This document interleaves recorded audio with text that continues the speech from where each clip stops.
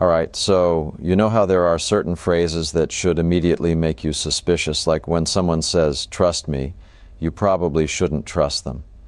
When your uncle says he's temporarily borrowing your Netflix password, that password is gone forever.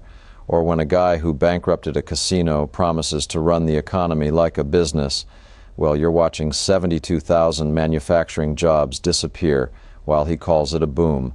So here's what we're looking at. On February 5th, Senator Raphael Warnock questioned Treasury Secretary Scott Bessent during a Senate Banking Committee hearing about Trump's promised manufacturing boom. You know, the one Trump guaranteed would usher in a golden age for American workers. Bessent, the hedge fund billionaire who made his fortune at Soros Fund Management before founding his own firm, tried to insist we're at the beginning of this boom despite every piece of data screaming the opposite. As usual, let's watch this, and I will give you my take later at the end.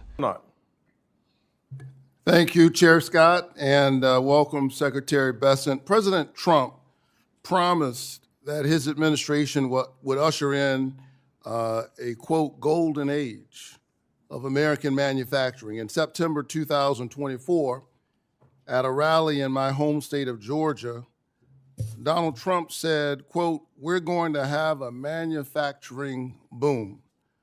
Secretary Bessent, we're now more than 1 year into the Trump administration. Yes or no? Has there been a manufacturing boom in the United States? There are the beginnings of a manufacturing boom. We have intentions, factory groundbreakings, sir. So your answer to that is yes, there's been a manufacturing boom? That we are at the beginning of a manufacturing boom. Okay, you and I could agree to disagree, but more importantly, manufacturers are telling us something different. Manufacturers are struggling because of the president's policies, and that's what they keep telling us, and the facts keep telling us. In fact, just this past Monday, the Wall Street Journal published this article entitled, "U.S. Manufacturing is in Retreat, and Trump's tariffs aren't helping." I request consent to enter this article into the hearing record, Mr. Chairman. Without objection. Secretary Bessent, do you know how many manufacturing jobs the United States has lost since Liberation Day in April 2025, when the president first announced his tariffs? Yes, Senator, because you were out of the room, but it was already brought up. We do many things, sir. I don't need you to tell me where I was. 72,000, and I will point out that the Wall Street Journal 72,000 is not called the Main Street Journal, and they care more about Wall I'm not, Street than Main sir, Street. I'm not asking you to opine on the Wall Street Journal. I have 3 minutes. Just answer the questions that I'm actually asking you. So 72,000 manufacturing jobs, according to the Federal Reserve Bank of St. Louis. Thank you for answering the question. Manufacturers shed workers in each of the 8 months after President Trump unveiled his tariffs on what he called Liberation Day. I would submit that it's a strange liberation and a curious freedom that leaves you unemployed. Even worse, smaller businesses are struggling to keep up with the tariff chaos. Big manufacturers may have the resources to shift suppliers. And I need you to understand the spirit of my questions. I spend a lot of time talking to the people in Georgia who've given me the great honor of representing them in the United States Senate. And so this is about them, and especially our small businesses. They don't have the ear of the president. They don't have access to Mar-a-Lago. And so they're not able to insulate their company from the worst of the tariff. Secretary Bessent, small businesses without the same resources or unfettered access to the president, what should those businesses do for the relief if they can't get into Mar-a-Lago? Again, sir, small business confidence is up, and we are seeing that the one big beautiful bill gives the full expensing for equipment, factories, and ag structures. They are telling us that it's more expensive to make basic things. We are moving in the wrong direction. The facts don't lie. The president lies often, but the facts don't lie. In fact, if you're saying we're at the beginning, basically your answer to those small businesses is wait a little while. Is that the answer? That a year from you ask about manufacturing. That's right. So I'm asking you. and I am saying. I'm asking you about this manufacturing boom. Will we see something different a year from now? We are going to see it. I was just in my home state, Senator Scott's state, South Carolina, that we are seeing a boom there. And I believe Georgia has very good pro-business policies. I'm sure you will see a boom there also. The factory build intentions are quite high. I'll tell you what I see. I see, as I talk to folks, that it's more expensive to build things in America. I see that we've lost 72,000 jobs a year into this administration. We've lost manufacturing jobs every month since he called for Liberation Day. And meanwhile, folks who are working in these small businesses trying to make their lives work, they're seeing higher costs. They're seeing their costs go up for groceries.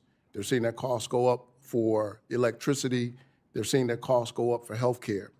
And I think the American people are still waiting for a solution. So far, we haven't seen one coming out of this Trump tariffs regime. The Baptist preacher is done, and I have no time left. Thank you very much, Mr. Secretary. Inflation. Senator Ricketts. What you just witnessed is a masterclass in gaslighting dressed up as economic policy. And I want to add some information you don't have that makes this exchange even more infuriating than it already appears.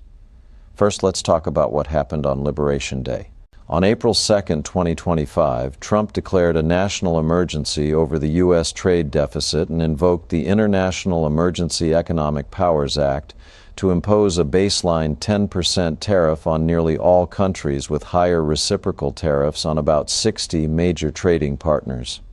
He called this one of the most important days in American history and promised it would boost domestic production and create American jobs.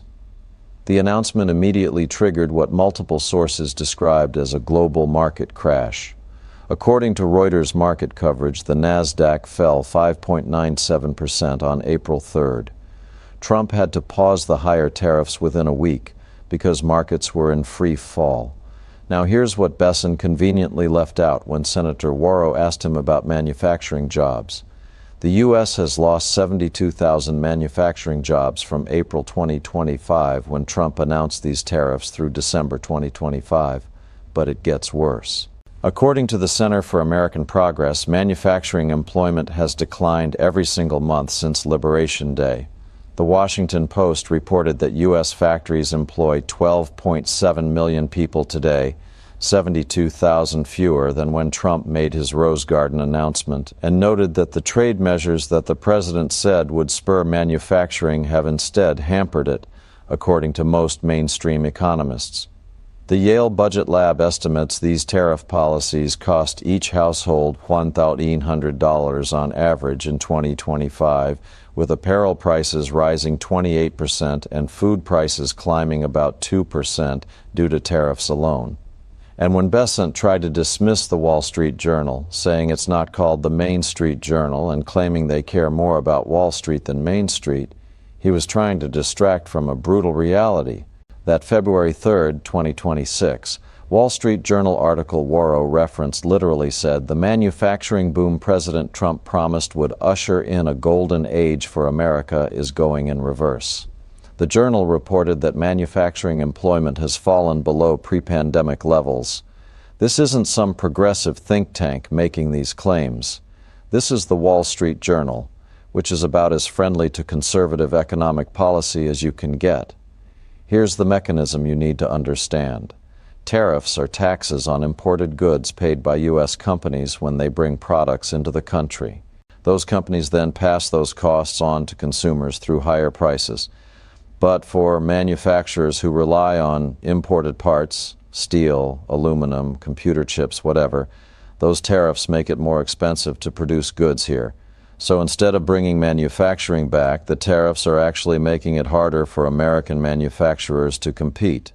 According to CBS News, John Deere cited tariffs when announcing it had racked up roughly $300 million in tariff-related costs and laid off more than 200 workers at plants in Illinois and Iowa. Automakers pointed to tariffs when announcing nearly 5,000 job cuts in July. This is the exact opposite of what Trump promised would happen. And here's the hypocrisy receipt I want you to see. According to CSIS, Trump claimed his tariffs would raise about $600 billion a year, roughly $6 trillion over a decade.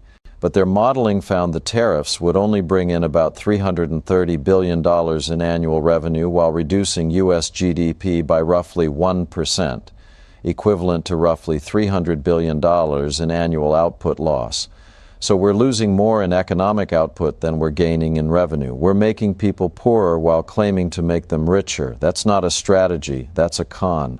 So what does this actually mean for you? Let's start with the personal impact. If you're trying to build a life, buy a house, start a business, those tariffs are costing your household an extra $1,800 a year, according to Yale researchers. That's groceries that cost more, clothes that cost more than pre-tariff trends, household goods up 5%. It's like if your landlord raised your rent by $150 a month and then told you to be grateful because he's creating jobs in the building, except he's not creating jobs. He's laying off the maintenance staff. And if you work in manufacturing or know someone who does, those 72,000 lost jobs aren't abstract numbers. They're people who were promised a boom and got unemployment instead. But the institutional impact is even more disturbing. According to the U.S. Court of International Trade, the Federal Circuit Court of Appeals, and Supreme Court filings, federal courts have challenged the legal authority behind these tariffs, while the policy remains in effect during appeals. When the administration promised manufacturing would roar back, and instead 72,000 jobs disappeared, international investors don't just see failed policy, they see institutional dysfunction. Countries hold U.S. Treasury securities based on confidence that America makes rational economic decisions. This undermines that confidence. And for what? Not to create jobs we've established. They're doing the opposite. Not to raise revenue. We're losing more in GDP than we're gaining in tariff income, so what's this actually for? Bessent wants you to believe it's about bringing manufacturing back, creating a boom, protecting American workers. But here's the thing about Scott Bessent. He's a hedge fund billionaire worth hundreds of millions of dollars who made his fortune managing money at Soros Fund Management and his own firm, Key Square Capital Management. He doesn't need manufacturing jobs to come back. He got rich betting on currencies and bonds. The people who need those 72,000 jobs, they're the ones Senator Warnock was talking about. The small business owners in Georgia who don't have the ear of the president, don't have access to Mar-a-Lago, can't insulate their companies from the worst of the tariffs. They're the ones paying the price for this failed experiment. According to Moody's Analytics chief economist Mark Zandandi and other economists cited in reporting, tariffs have contributed to a weaker job market and slower growth. These aren't partisan hacks. These are economists looking at the data and telling you what's actually happening. Here's where things stand now. According to the Bureau of Labor Statistics, 2025 marked the weakest job growth outside of a recession since 2003, with only 584,000 jobs added for the full year, compared to more than 2 million in 2024. Of those jobs, 85% were added before Liberation Day, meaning the tariffs essentially stopped job creation dead in its tracks. Manufacturing lost 72,000 jobs from April to December, while Trump was claiming to create a manufacturing boom. Consumer confidence in January 2026 fell to its lowest level since 2014. The Supreme Court is still considering whether these tariffs are even legal, but they remain in effect while people lose their jobs. This isn't about whether tariffs are good or bad policy in theory. This is about whether you're going to believe a hedge fund billionaire telling you there's a boom or the 72,000 people who lost their jobs. The manufacturers shedding workers every month for 8 straight months. The Federal Reserve data, the Wall Street Journal reporting, the Yale researchers documenting the costs, and every credible economist saying this is going exactly as badly as predicted. What this reveals isn't just failed economic policy. It's a willingness to look Americans in the eye and tell them the opposite of what they're experiencing is true. To call job losses a boom, to call liberation unemployment, to promise a golden age while delivering a recession. The darker reality is this. When you lose 72,000 manufacturing jobs in 8 months and call it the beginning of a boom, you're not confused about the definition of the word boom. You're hoping the American people are confused enough not to notice. Remember when I said you shouldn't trust someone who starts a sentence with "trust me"? Same principle applies to someone who looks at 72,000 lost jobs and calls it progress. If you found this breakdown helpful, make sure to like this video and drop a comment below with your thoughts. I'd love to hear what you think. Share this with friends or family so more people can understand what's really going on. Don't forget to click the bell icon and subscribe so you never miss new videos and updates. Thanks so much for watching, and I'll see you next time. Bye.